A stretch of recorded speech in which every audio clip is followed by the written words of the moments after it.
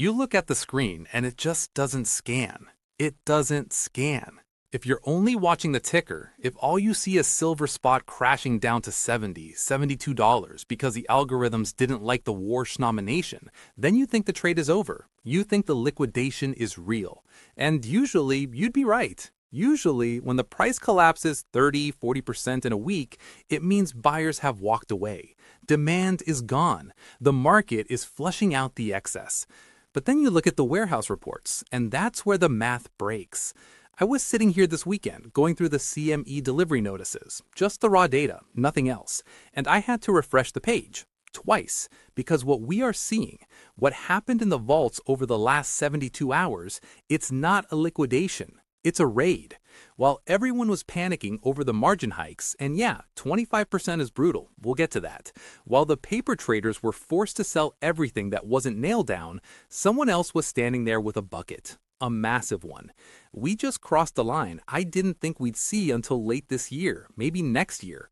Registered inventory, the metal that actually exists, the stuff that can legally be delivered to settle a contract right now, it didn't go up. It didn't pile up like it's supposed to during a crash. It vanished.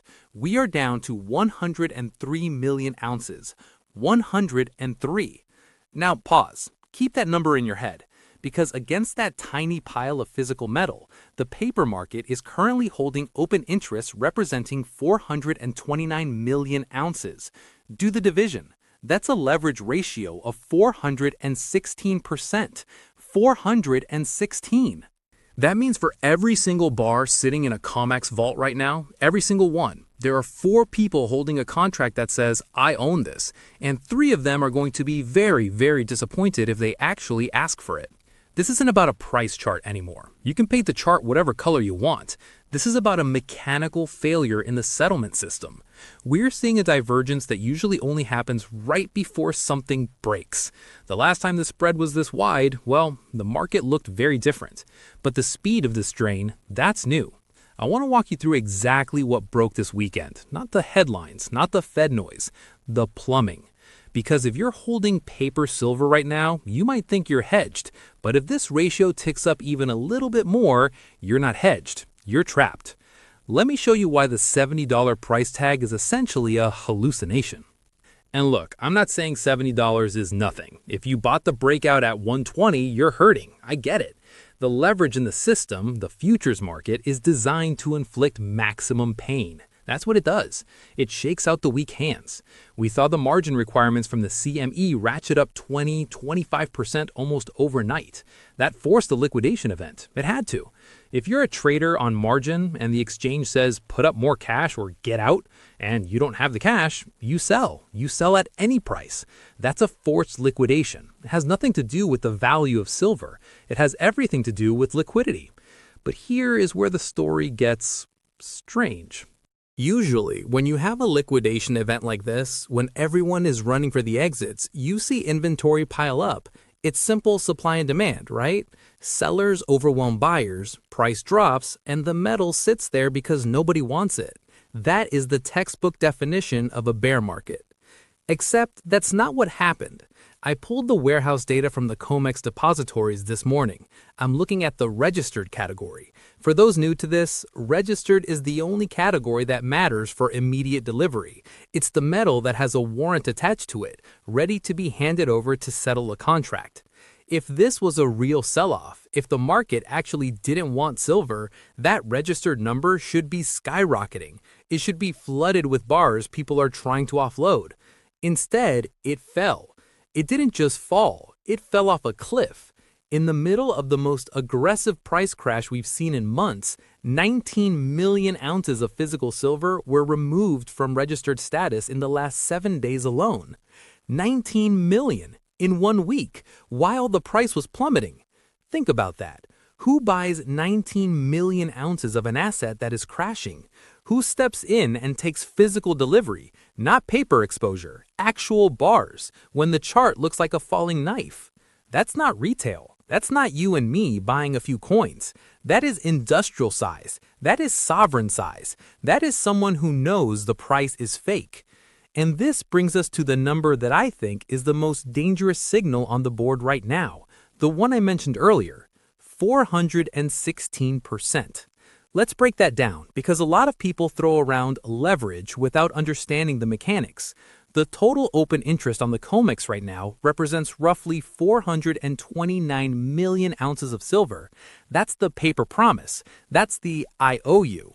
Against that, we have 103 million ounces in registered inventory. That's the collateral. So you have 429 million ounces of promises and 103 million ounces of reality. If you do the math, that's a ratio of roughly 4.16. For every ounce of physical silver available to settle a trade, there are 4.16 paper contracts claiming it. Now, in a normal market, maybe that's fine. Maybe you can get away with a 3-to-1 or even a 4-to-1 ratio because historically, very few people actually ask for the metal. Most traders just roll the contract over. They're betting on the price, not the metal. They don't want a 1,000-ounce bar dropped on their driveway. But we aren't in a normal market anymore. We are seeing a shift in behavior that changes the risk profile entirely. The entities taking delivery, the ones who drained that 19 million ounces last week, they aren't speculators. They are end users. They are solar manufacturers. They are battery producers. They are strategic reserves. These groups don't care about the paper price except that it's on sale. They care about possession. And here's the problem. Once that metal leaves the registered category, it's gone. It's out of the lending pool. It can't be rehypothecated. It can't be used to back another paper contract. It goes into a dark warehouse or a factory and it doesn't come back. So the collateral is shrinking and the paper obligations, they're staying high. This divergence, shrinking collateral versus massive paper obligations, is what creates a squeeze. Not a short squeeze like GameStop where people just buy call options, a physical squeeze, a delivery squeeze. When the ratio hits 400%, you are entering a zone where the system relies entirely on confidence. It relies on the assumption that 75% of contract holders will never ever ask for their silver. But what if they do?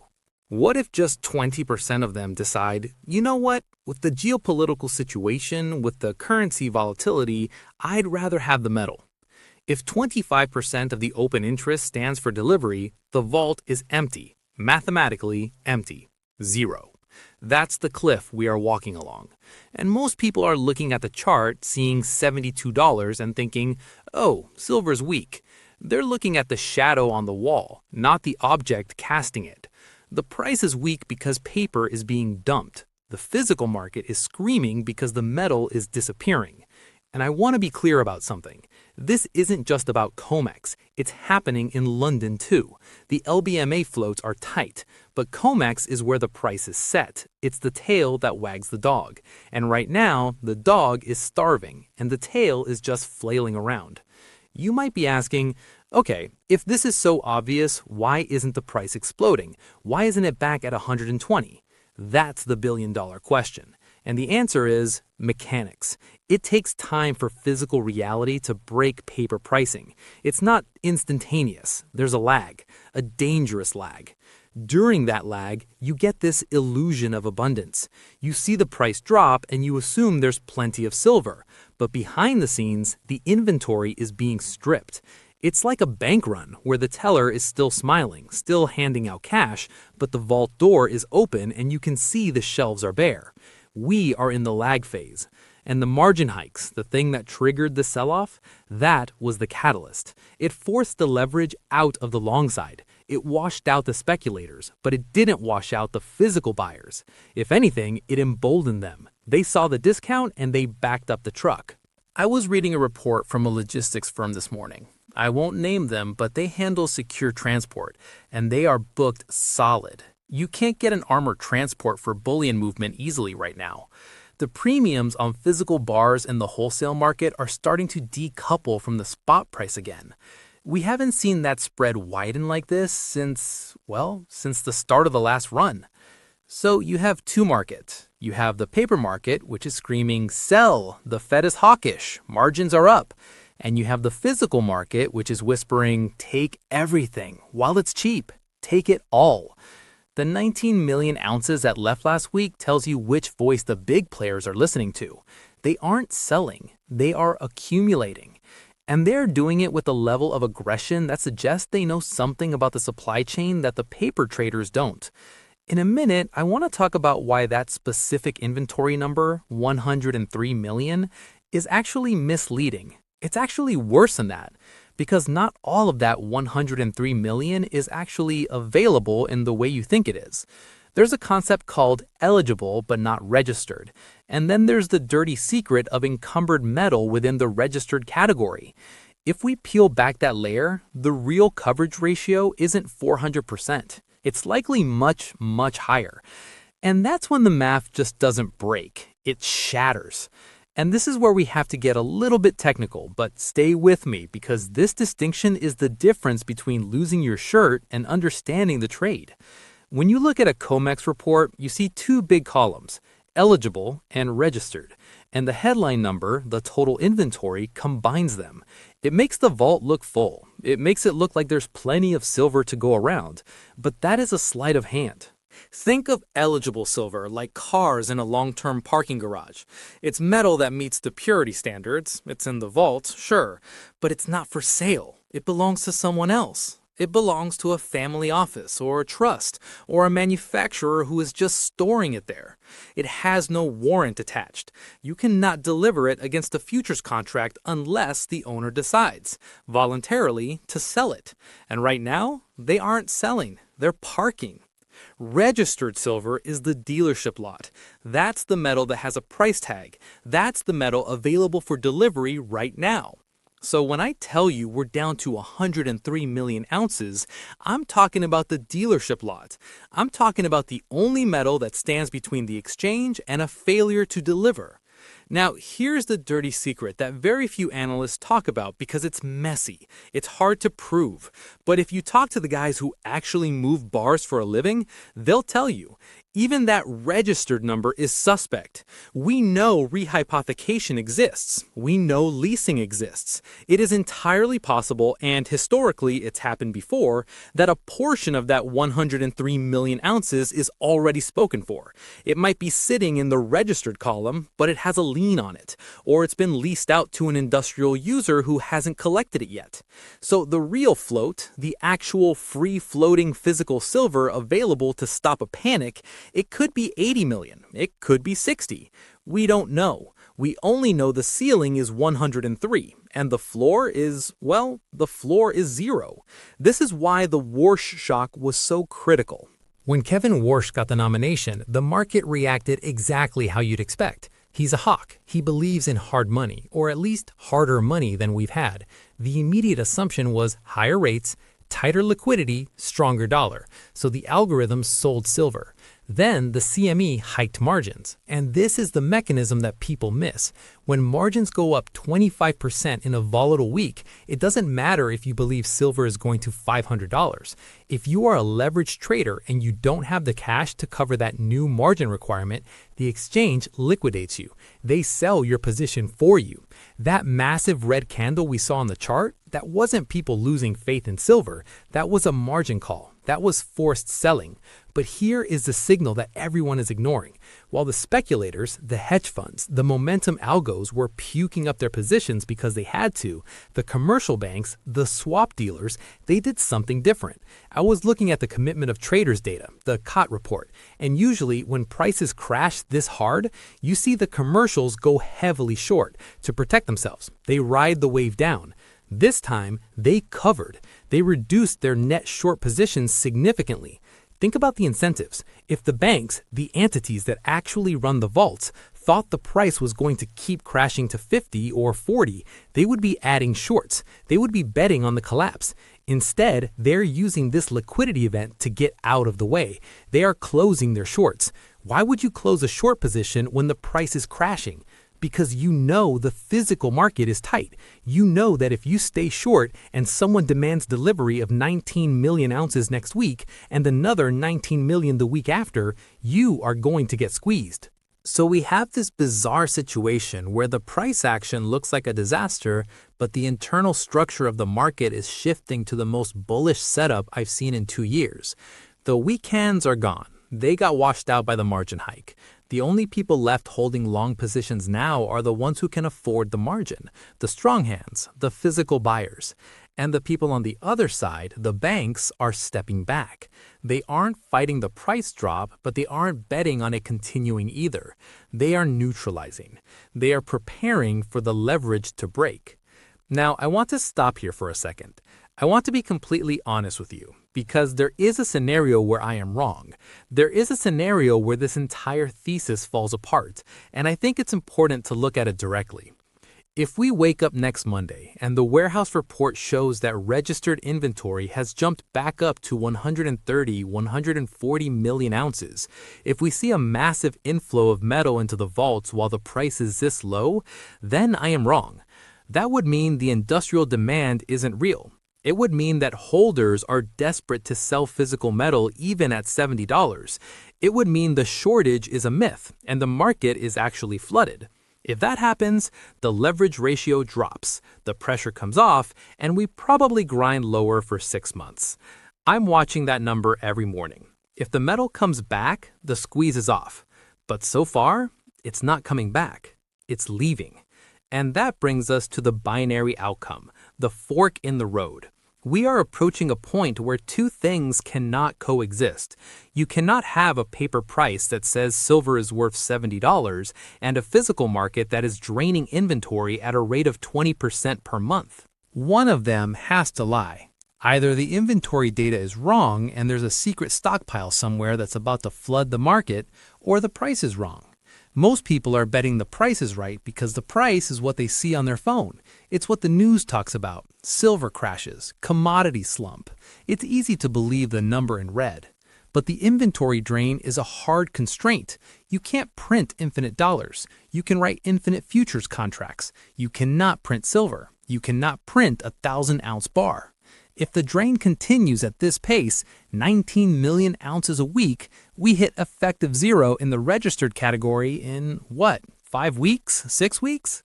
Obviously, the exchange won't let it hit zero. They will change the rules before that happens. They'll force liquidation only. They'll cash settle contracts. They'll make it impossible to take delivery. But that moment when the exchange has to step in and say no more metal, that is the moment the paper price becomes irrelevant. That is the moment the physical price decouples completely. We are seeing early signs of this in the premiums. Try to buy a monster box of Eagles right now. Try to buy a specific 1,000-ounce bar brand. The spread between what the screen says and what you pay is widening.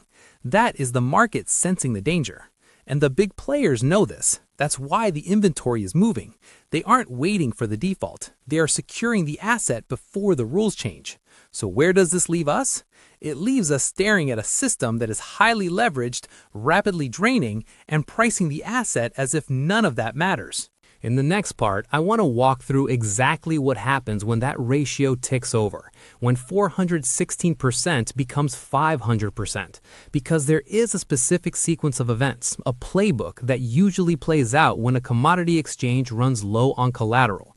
We saw it in nickel, we saw it in palladium, and silver is bigger than both of them combined. There are 3 specific things I am watching for in the next 48 hours that will tell me if this is a temporary dip or the start of the event we've all been waiting for. So let's play this forward. Let's look at the actual mechanics of what happens when an exchange runs out of physical metal, because there is a precedent for this. We aren't guessing. We saw it with the LME nickel squeeze a few years back. We've seen it in palladium. If this drain continues, if we see another 19 million ounces leave the registered category next week and the week after, we are going to hit a mathematical wall. Somewhere around 80 million ounces, maybe 70, the exchange is going to look at the open interest, look at the available metal, and realize they cannot guarantee delivery anymore. They won't announce a default. They won't come out and say, sorry, we're out of silver. That would destroy confidence in the dollar system overnight.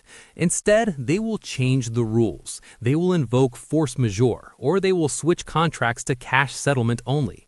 What does that mean? It means if you are holding a long contract and you stand for delivery expecting a bar of silver, they'll just hand you a check. They'll say, here is $72 per ounce. Thank you for playing. And you might think, well, $72 is $72.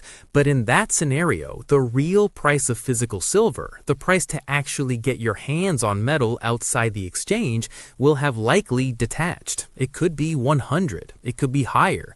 But you, the contract holder, get paid out at the broken paper price. That is the soft default. That is how they protect the system. They sacrifice the contract holder to save the exchange.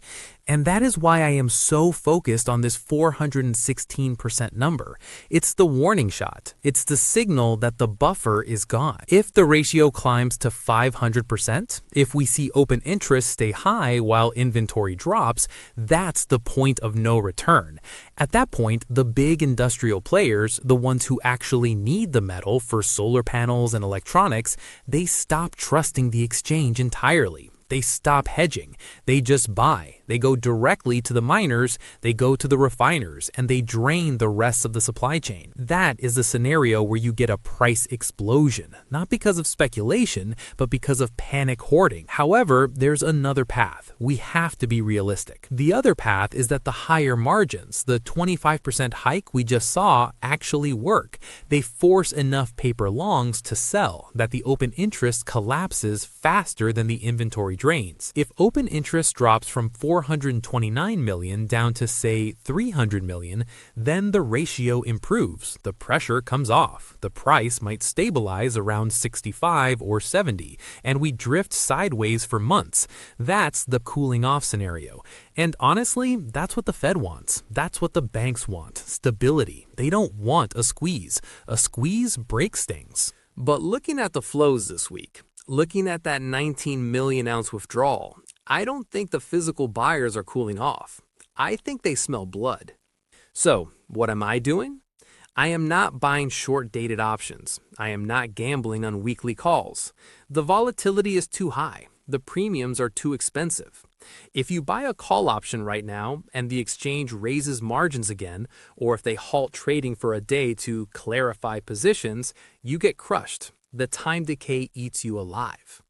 I am watching the spread between spot price and the physical premium.